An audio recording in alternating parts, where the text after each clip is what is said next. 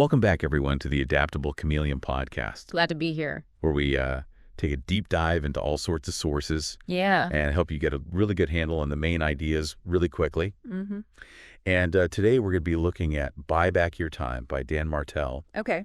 And this is a book that is really interesting because although it is geared towards entrepreneurs, Yeah, it has a lot of great ideas that can apply to anyone. absolutely. And I think so. we're going to be using this great summary that we found on Medium as a guide. Sounds good. So let's jump right in. Yeah, So this book really, I think. it has this idea of like reframing Yeah. how we think about time. Mm-hmm. So instead of thinking about like, oh, I'm losing time, Yeah, it's more about taking control and like buying back your time. exactly. I A mean- really empowering concept. Yeah, and recognizing that like time is valuable Mm-hmm. and that, Yeah. you need to be intentional with how you spend it. So one of the first things that Martell talks about is this concept called the buyback loop. Okay. And it has 3 steps: Mm-hmm. audit, transfer, and fill. Okay. So first, you need to audit your time. Mm. Like really take a look at how you're spending your time Yeah. and figure out what are the tasks that are really draining your energy Mm-hmm. and not really getting you closer to your goals. Yeah. And I think that audit process is so important because it forces you to kind of confront the reality of how you're actually spending your time. Yeah. Because we often just kind of go through our days on autopilot and we're not really mindful of where that time is going. Yeah. And I think it can be really surprising when you actually look at it, Absolutely. like how much time we waste Yeah. on things that aren't really important. Right. So the next step is transfer. Okay. So once you've identified those tasks that are really draining you Mm-hmm. and not really worth your time, Yeah. it's time to transfer them to someone else. Right. And this could be, And that could look like delegating to a team member, yeah. outsourcing to a freelancer, or even automating certain processes. Yeah, Whatever makes the most sense for that particular task. exactly. And, delegation, I think, is a really powerful tool. Yeah, But it's something that a lot of people struggle with. I agree. There's this fear of letting go of control. Yeah, This idea that someone else won't do the job as well as we can. right. But, the reality is that perfection isn't always the goal. Yeah. Sometimes good enough is actually good enough. Mm-hmm. And by delegating those tasks, we free up our time and energy to focus on the things that we're really good at. Yeah, the things that are more high value. Exactly. So the third step in the buyback loop is fill. Okay. So this is where you take all that time that you've reclaimed Mm-hmm. and you invest it in higher value activities. Right. Things that either bring you closer to your goals Yeah. or, just bring you joy. I love that. Yeah. Because it reminds us that buying back time isn't just about productivity. Yeah. It's about creating a more fulfilling life overall. Mm-hmm. Like having more time for hobbies or spending time with loved ones. Exactly. Or, just relaxing. Absolutely. So how do we know if delegating a task is Mhm. worth the investment? That's a great question. Like, is it worth the money to pay someone else to do it? Right. So Martell has this really helpful calculation called the buyback rate. So Okay. basically you take your annual income Mhm. and you divide it by 8,000. Okay. And that gives you your hourly buyback rate. Got it. So let's say you make $80,000 a year. Okay. Your buyback rate would be $10 an hour. All right. So if you can delegate a task for less than $10 an hour, you're essentially buying back your time at a profit. That's a really helpful way to think about it. Yeah, it really helps you kind of shift your mindset from seeing delegation as an expense Yeah, to seeing it as an investment. absolutely. So now let's talk about the DRP matrix. This is another really cool tool that Martell introduces Mhm. to help us decide what to delegate. Okay. So basically, it's a matrix that helps you analyze your tasks Mm. based on 2 factors: Okay. how much energy they drain Right. and how much money they generate. Got it. So you have 4 quadrants. Mm-hmm. You have the delegation quadrant, Okay. which is for tasks that are low on money and high on energy drain. Like administrative tasks. Yeah, like administrative tasks, repetitive processes. Yeah. Mhm. Those are the things that you want to start delegating ASAP. Makes sense. Then you have the replacement quadrant. Okay. And these are tasks that generate money, Mm-hmm. but they also drain a lot of energy. Right. So this is where you need to kind of climb the replacement ladder. Replacement ladder. Yeah. What is that? So the replacement ladder is basically a roadmap Okay. for hiring people Mm-hmm. to take over these energy draining but essential tasks. So for example, the first rung of the ladder might be hiring a virtual assistant. Okay. to manage your inbox and your schedule. Mm-hmm. And then as you climb the ladder, Yeah. you continue to delegate more complex tasks. Right. So you might hire a bookkeeper or a social media manager, Mm.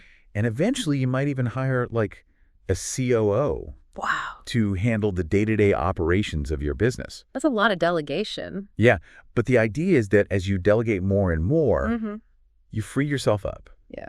to focus on the things that you're really good at. Right. The higher level stuff. Exactly. Only you can do. And that brings us to Yeah. this idea of the assassins of success. Oh, the assassins. Yeah. Tell me about them. So Martell identifies these like 5 key things that can really sabotage our efforts Mm-hmm. to buy back our time and energy. Okay.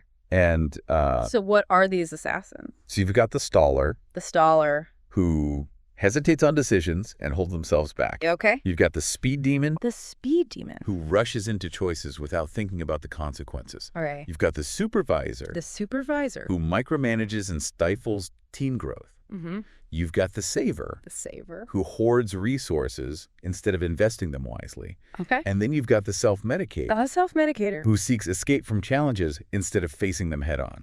Wow, that's a lot of assassins. Yeah, so I'm curious, Mm-hmm. do any of these sound familiar to you? Maybe a little bit of the staller sometimes. Yeah, me too. I can get a little hesitant on decisions. Yeah, and I think it's important to recognize these assassins Absolutely. because they can really prevent us from achieving our goals Mm-hmm. and from living our best lives. Yeah, they can really hold us back. So how do we combat these assassins and reclaim our time? So to combat those assassins, Mm-hmm. Martell introduces this concept of the time and energy audit. So basically, we're like putting ourselves on trial here. Well, not quite a trial, Okay. but more like a self-reflection Let's exercise. not get behind that. Yeah. So what does this time and energy audit involve? Well, it's really about taking a close look at how you're actually spending your time and energy. Okay. And Martell suggests actually like listing out all your daily tasks Yeah. and then categorizing them. Okay. You know, you can use different colors to represent the energy impact, Okay. like green for tasks that energize you, red for those that drain you. Oh, that's a cool idea. Yeah, and then use symbols like dollar signs to represent the monetary cost of each activity. So it's kind of like creating this visual map Exactly. of your day. Yeah. Highlighting like where your energy goes and where your money goes. Exactly. And that visual representation can be so insightful. Yeah. You know, it might reveal that you're spending a significant chunk of your time on low-value, energy-draining activities. Right. Or that some tasks are costing you way more than they're worth. Exactly. And that's where that replacement ladder comes in, right? Absolutely. So we can start delegating some of those things. Yeah, the replacement ladder is all about strategically hiring to free up your time and energy. Mm-hmm. And as we talked about earlier, Yeah. as you move up that ladder, you delegate more and more tasks,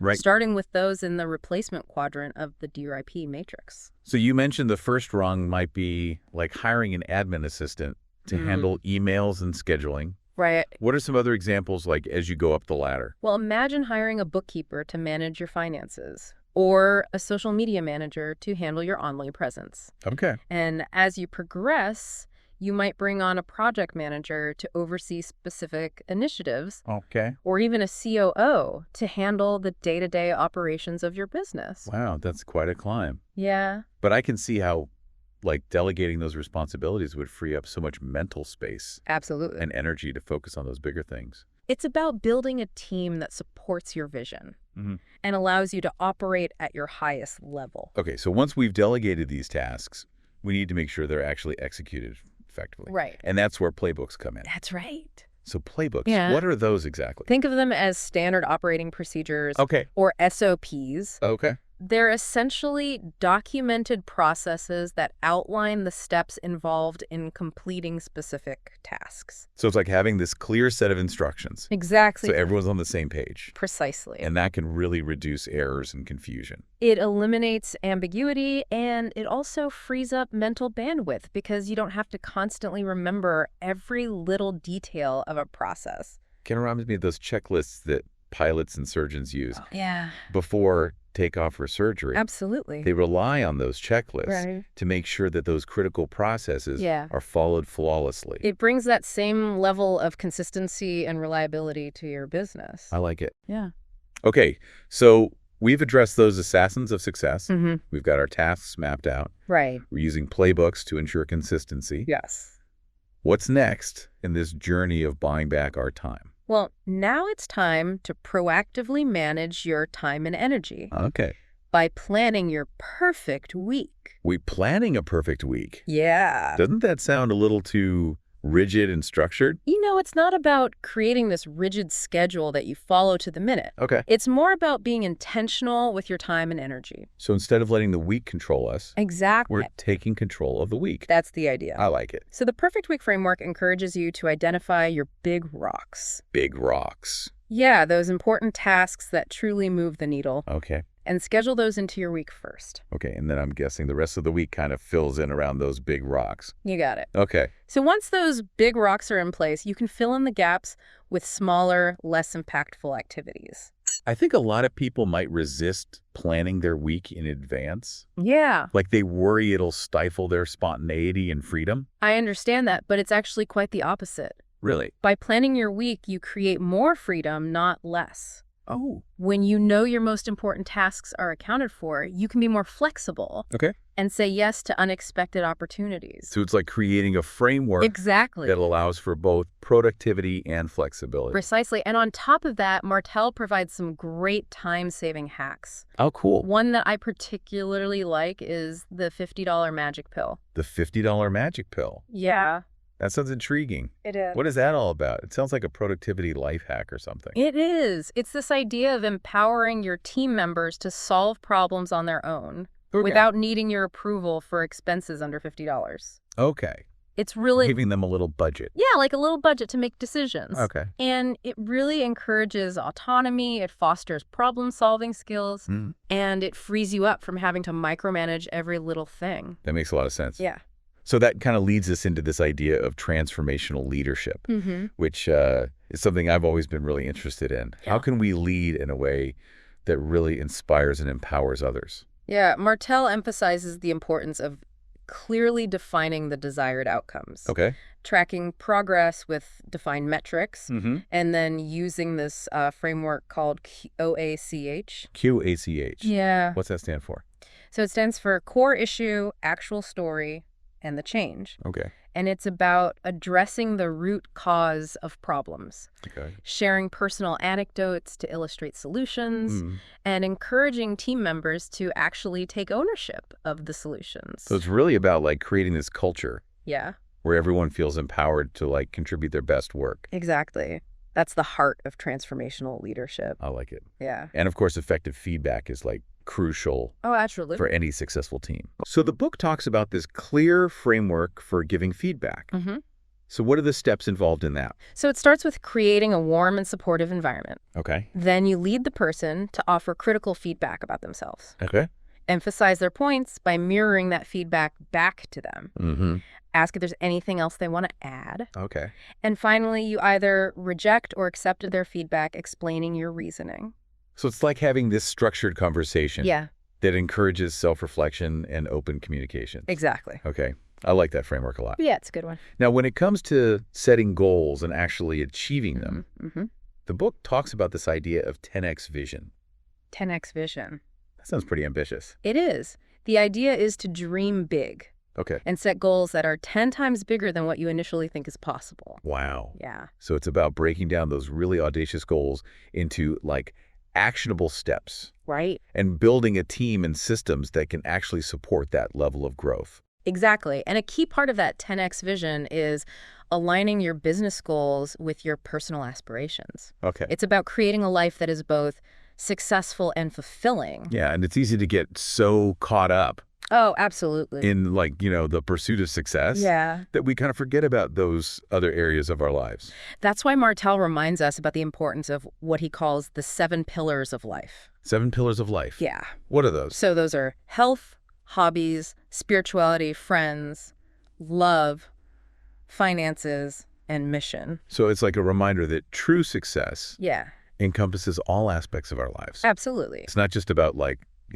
work and money. It's about finding that balance and Yeah. fulfillment in each of these areas. Well, we've covered a lot of ground in this deep dive, We have. from the buyback loop and the DRP matrix Mm-hmm. to the assassins of success and the 10x vision. Yeah. Buy Back Your Time really provides a practical roadmap for reclaiming your time and energy. and designing a life that aligns with your values and your goals. It's a really great book. It is. So if you could implement just one strategy from this book, Yeah.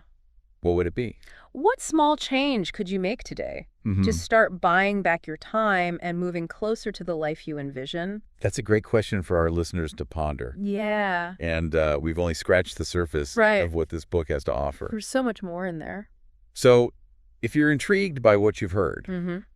we highly recommend checking out Buy Back Your Time by Dan Martell. Yeah, it's a great read. And remember, even small changes can have a ripple effect. Absolutely. So start with one thing, Yeah. master it, and then move on to the next. It's a journey, not a destination. Well, thanks for joining us on this deep dive into Buy Back Your Time.